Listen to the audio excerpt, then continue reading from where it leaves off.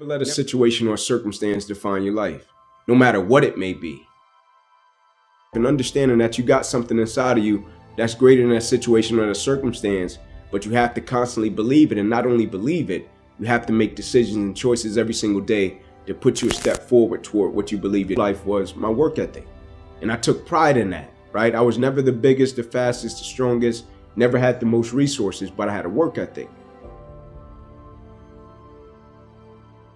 Like, I firmly believe in life, it's a lot of moments and it's a lot of people that change and impact your life, right? Like, I don't believe it's just one moment and you say, this one moment just changed my life. Even though that moment may have, but it's going to be another moment that's going to shape and change your life as well. Either somebody is in the midst of adversity or just came out of adversity, or it won't be long before they head into adversity. So you need to be prepared either way. And so we all go through adversity, opposition. I think that's the thing that makes us all in common as people, right? No matter if you're from London, Atlanta, Florida, California, New York, like, we're all going to go through something at some point or phase in our life, right? And as cliche as it sounds, when the quote says, it's never about what happens to you, it's about how you respond to it. That's very true, right? But in the same sense, I think what's most important is when we go through something, what's the perspective that we have of it, right? Because for most people, when you go through something, the person's natural perspective is, okay, what did I lose? Right? What happened to me? Like, I took a loss, right? People never look at it and say, okay, man, tell me, what did you gain? Right? Even though I know it hurt, you didn't want to go through it, but look at it in a way to where you can say, what's the lesson in this? Right? What would you say life is trying to teach you from dealing with this? And so when I went through it, my perspective was, okay, what can I extract from it to apply to other areas and aspects of my life that I feel can help other people? And I firmly believe the quicker you can shift your perspective from yourself to others when you're in the midst of adversity, the quicker you'll get through it, right? Martin Luther King has a quote that says, life's most persistent and urgent question is, what are you doing to help other people? Now, I'm not telling you to not acknowledge your pain. I'm not saying that. I'm not telling you not to say, man, I'm going through this and it's hard. I'm not saying that. I'm saying when you go through it, look at it, step back from the picture and say, okay, I'm dealing with this. 9 out of 10 times, it's somebody else that's either dealt with it or they're going to deal with something similar to this. And if I deal with it in the right way, I can use it to add value to lives of other people. Like, when we go through a situation and circumstance, it's easy to step back and think, man, I just went through this and it's just my experience. I firmly believe when we go through things, it's for us to deal with it, get over it, and reach back over the hill to help another person.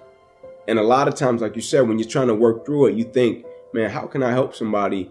And I'm trying to get through it myself, right? And that's a great perspective, right? But when you get through it, right, maybe you can't help them when you're in the midst of it because you're processing it. But when you get over the hill, I think it's important and I think it's vital that you reach back over the hill and help somebody that may be going through a similar situation, and you can share your values and principles with them, because that experience that we go through and we deal with, it's not just for us.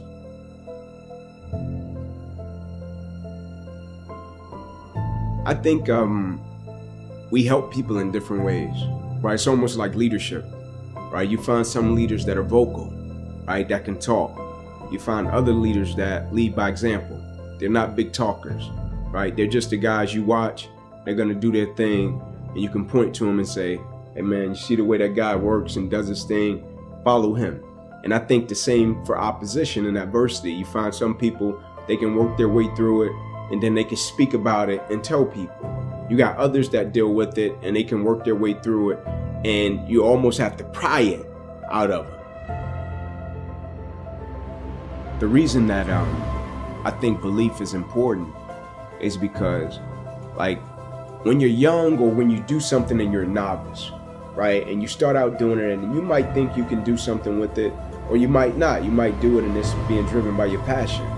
And then somebody comes along that's a little bit older or even more experienced, and they can see it in a way that you can't see it, right? And so I think it's important with belief, because If a person believes in you in a way that you don't believe in yourself, you can rent that person's belief until you get strong enough to possess your own, right? And you use that person's belief to fuel you every single day, right? Because you can have a level of belief with what you're doing, but you can go back to a certain set of circumstances that tell you, nah, it's not gonna happen. And so you rent that person's belief until you get strong enough to possess your own. You can be great, but you're living on reserve, right? You didn't empty the bucket, right? You didn't give everything you had to every aspect of your life. Like for most people, they're great professionally, but they end up becoming a public success, and behind closed doors, they're a private failure. Not because they don't have the talent or to get motivated. A lot of people need a little extra money to get motivated. A lot of people need, whatever the case may be, a little bonus to get motivated. I don't need anything but breath in my body and life. And every day I wake up, I understand I got 2 children depending on me. I understand I got a wife depending on me. I understand I got a world that needs me. The reason I go at life with the passion and the zeal that I go at it with is because I understand every day of my life is somebody in the world that is dependent on me. It may not be you, and if it's just about you, you're in trouble, because I'm telling you, you're gonna hit something in life that's a lot tougher than you, and it's gonna test your will and it's gonna test your heart. And if it's just about you and if it's just about the product, it will crush you. Every day I get up, I understand it's somebody in the free world that's looking at me to see if I'm gonna keep going, and so I can't quit. And so I went back to school the next week after they had just saved my life. I was back in class. I had to learn how to write all over again. Had to learn how to walk all over again. Had to learn how to tie my shoe all over again. Had to learn how to bathe all over again. Had to learn how to live life all over again. Never one time did I say, let me go home, I need a break. Every single aspect of my life, I live by this thing called empty the bucket. And when people hear it, they think it's a cute slogan, empty the bucket. But what they don't understand, it's an unspoken law. Empty the bucket, it's an unspoken law of accountability and responsibility to me on this earth and my existence and everybody that is connected to me. I may be crazy, but I don't know. I just believe that I'm supposed to give everybody that is connected to me the best version of me. I just believe I deserve to give my wife and my children the best version of me. I just believe the people that I'm of service to on this earth, I deserve to give them the best version of me. You see, the thing about chasing a product, and what the product is money. The product is a house, the product is a car. The thing about chasing a product, the product can always change. And if your performance is always based upon the product, what happens when the products change and you don't take pride in what you do? But the thing about loving the process, everybody wants the prize, but nobody loves the process. Everybody wants to be a champion, but nobody's willing to put in the work that it takes to be a champion. Everybody wants to hold up the trophy and say, man, I did it, but nobody's willing to put in the work that it takes to do it. I love the process. I love the thought of working for what I want. And I firmly believe you're never supposed to wish for it more than you're willing to work for it. Your expectations never supposed to exceed your effort. But a lot of people, they wish, and they're not willing to work. And the great thing about life has a funny way of testing all of us and seeing how bad we really want what it is that we say we want. Because the thing I know about people can talk the talk, and people do it very well.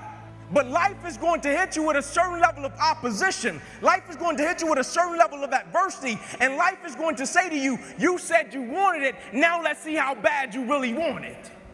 But the great thing about it, if you love the process, when opposition and adversity hits, you will have a way of embracing it and using it, not only for yourself, but you will use it to make everybody that's connected to you stronger, because your vision has to be larger than yourself. If everything that you do is just about you and for your personal gain, something's going to come up against you that's going to be a lot tougher than you. And if it's just about you, the moment you hit it, you're going to quit and give up every time. The reason people quit, they don't take pride in what they do. The harder you work, the harder it is to surrender. And I'm not just talking about business. I'm talking about winning simultaneously in every aspect of life. I'm not concerned with a person that does well in one aspect of their life. Being determined to chase something by being committed to it. And what commitment is staying true to what you said you were going to do long after the mood that you have set it in has left. You see, people think commitment is saying, yes, I'll do it on the days when it feels good. But I have been committed to everything that I ever started in my life, and I never stopped and I never quit it. And so by being committed to everything that I started, I finished it. It built a certain type of spirit. It built a certain type of mentality. It built a certain type of individual. And so now I couldn't quit even if I wanted to. I couldn't lay in the bed even if I wanted to. I couldn't stop even if I wanted to. I had too much sweat equity in my life and everything that I was doing. Because I understood my existence wasn't about me. I went from me to we a long time ago. I understood the process is more important than the product. It wasn't about the outcome for me. Whether I made it to the NFL or not, that was inconsequential in God's plan for my life. But I was going to fall in love with that process because I understood by falling in love with that process, it was going to turn me into a machine. When we talk about process over product, when we talk about sweat equity, when we talk about better together, do we really understand what that means?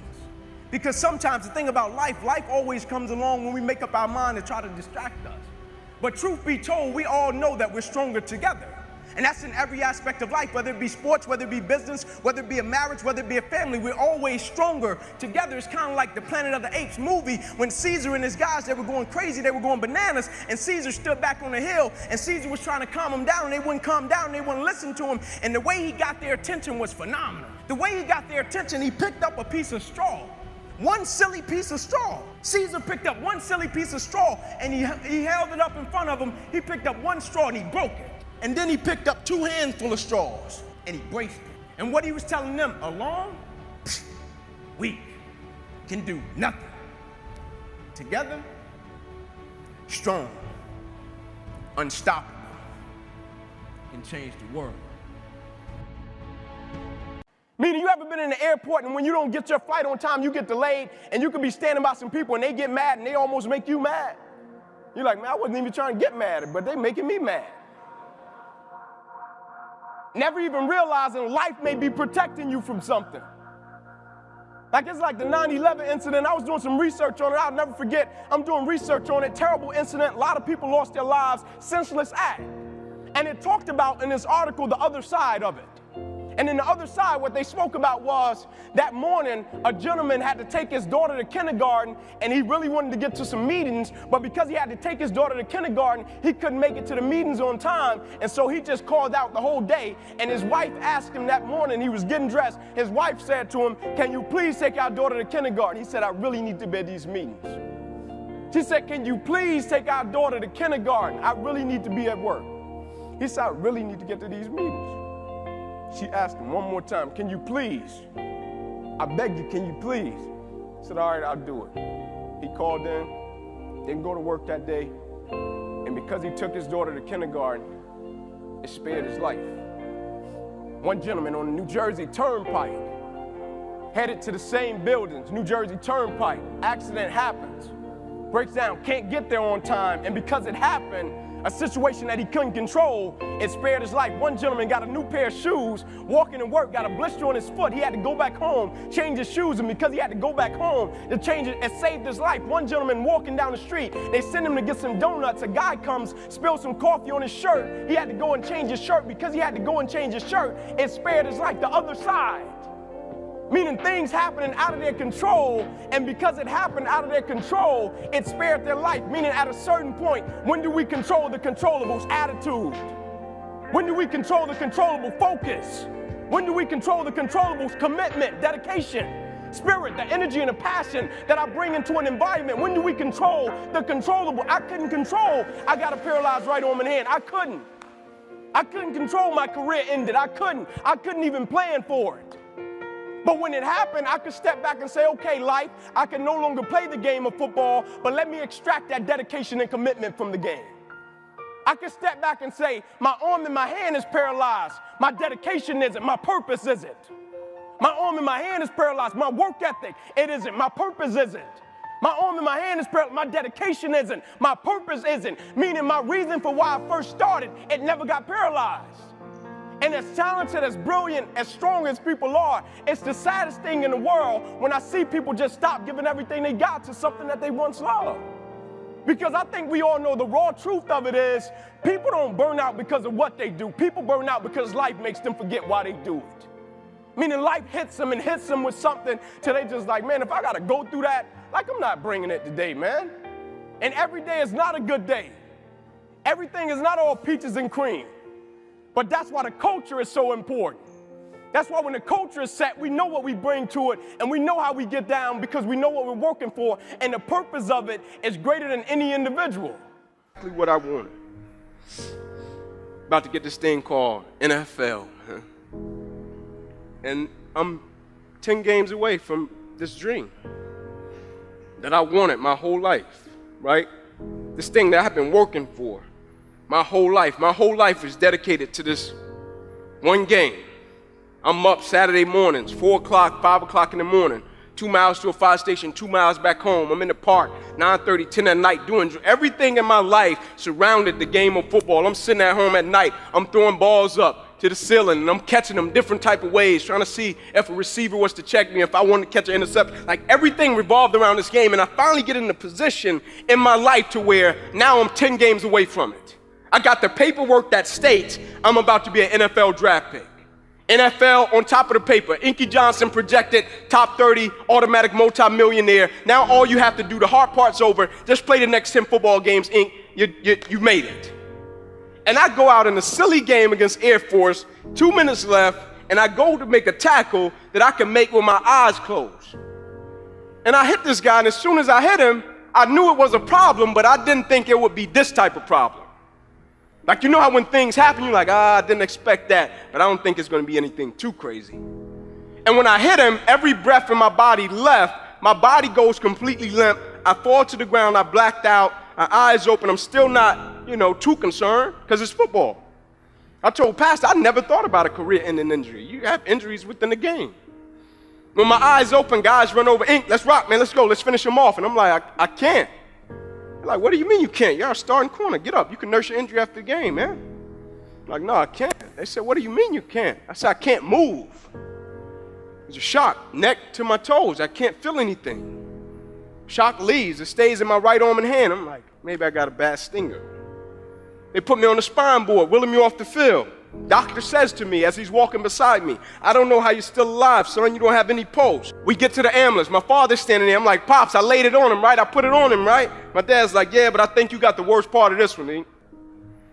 Doctor say, we're going to take you over, run a couple tests, bring you back into the room. Everything will be cool. They run the test. They bring me back into the room. Mom comes in, kisses, prays. Son, you'll be fine. She's going to walk out. Doctors rush in. Head boy says, hey, man, got to rush him back to surgery. He's about to die. And I look at him and I want to ask him, like, man, you can't use another word? Like, use a synonym, brother. You gotta say die. Like, you sure died, man? And he could tell from how I'm looking at him that I'm questioning.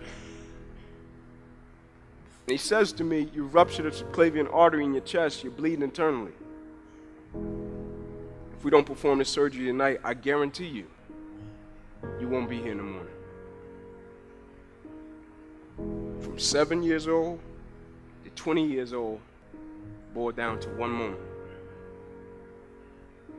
The sacrifice, the dedication, the commitment came down to one moment. And the next morning I woke up from that surgery. The NFL on my scale of life was that big. SEC championship, that big. Cornerback, that big. I was embarrassed. I'm sitting there and people coming into my room like, Inky, man, I'm sorry about what happened to you. And I'm saying to myself, man, Ink, you really messed it up this time. Like, man, that's really the only thing you wanted, huh? Like, you just thought because you grew up in this so-called hood, 2-bedroom home, 14 people. Like, the only thing you really wanted was the NFL. That's it. I'm like, man, you limited God to that? Like, life holds no substance, no value? Like, efficient but not effective? I did things right, but I never did the right thing? And now the thing I placed my identity in, now it was gone. That's why I laugh at people when they say, man, if I could just get this, I'll be.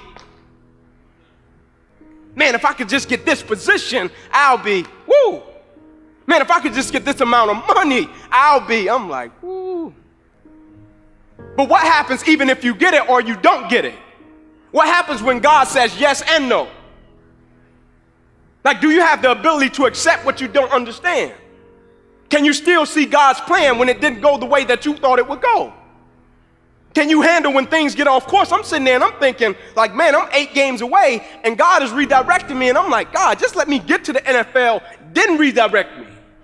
Like, let me get the contract, then redirect me so I can help my family. And God is like, no, son, I need you to really go that way. And I'm like, you sure? Like, man, I need to go this way. He's like, no, I need you to go this way. I got something greater for you. Now, it might take a little longer to manifest, but I got something even sweeter. Like, I got something more fulfilling. I got something more rewarding. I got something, son, that's going to carry you for the rest of your life. Like, it's an amazing thing. I knew this was what I was supposed to be doing when one day I'm backstage and I got the same feeling that I got when I used to be in the tunnel before I was running out of Neyland Stadium. I said, thank you, God. And so now I live my life a certain type of way according to what God has done. I live my life a certain type of way according to the power that I know the Lord possesses. I live my life a certain type. Like when I go to the Lord in prayer, I go bold. And every time I go bold, I'm so thankful that that's not me and my Lord's first time communicating. And people have the nerve to ask me all the time, Inky, why wouldn't you change what happened to you? You got a paralyzed right arm and hand. I'm like, if you only knew and if you only saw the works that God has done in people's lives around me. What he's done in me, yeah, it's great, it's cool. But what God has done in the people's lives around me, like, you can't put a price on that. Like, at a certain point, like, what is it really about? Like, and I know the initial reaction when we go through things is to say, man, why did this have to happen to me? And it's an honest reaction. Because sometimes good people go through some crazy stuff. And some of the things we go through, I'm gonna just be real, it's not a scripture for it. It's not. You can't go, hey, go to Romans 2:2. They're like, what? It's not. But this is what I've understood. In life, some people don't need you to preach a sermon, they need you to live one. And so when they see you living it, they can connect and identify with that. The only thing I ask of you, as talented, as brilliant, as powerful, as beautiful as you are, never allow life to make you forget why you started in the first place. Meaning that first time you said, man, I'm riding with Christ, let's go. That first feeling you got, like that first interaction, that first connection you got, like when you first got it. It's like when people say at the beginning, everybody is excited, everybody is on fire, but at a certain point you hit something along the journey and it's gonna test that level of commitment. At a certain point you're gonna hit something, it's gonna test that level of faith. And my definition of commitment was always staying true to what I said I would do long after the mood that I've set it in has left. Like, am I going to stay true to my beliefs and my core and my essence of who I am as an individual, even if I get a paralyzed right arm and hand? Am I going to stay true to it? Even if my little career that I thought I was going to have disappears, am I going to stay true to it? Even if one day I'm in a football game, the thing I love to do, the thing I have been practicing my whole life, and in one moment it gets wiped out, am I going to stay true to it? Because depending upon if I'm going to stay true to it, a lot of other people's belief in their Christian journey is predicated upon that and my belief in my Christian journey. In other words, I've seen a lot of other people say, Inky, I want to give my life to Christ, not because of something that happened with me, but because of something I've seen happen to you. And so when ESPN comes to me and say, Ink, you wouldn't be in the NFL right now? I'm like, if you only knew. If you only knew my father got saved because of my injury. If you only knew. My 3 boys that went first round to the NFL, all of them got saved. If you only knew. If you only knew my mother, the level of her faith, like if you only knew. Like I just seen God do some things through the injury and I'm like, man, every day I wake up, I just try to stay out of his way. I'm gonna leave you with this. We already know what to do when God says yes. We already know what to do when we get blessed. We already know what to do when our prayers get answered. But the question that I have for you, and it's rhetorical, what will you do when God says no?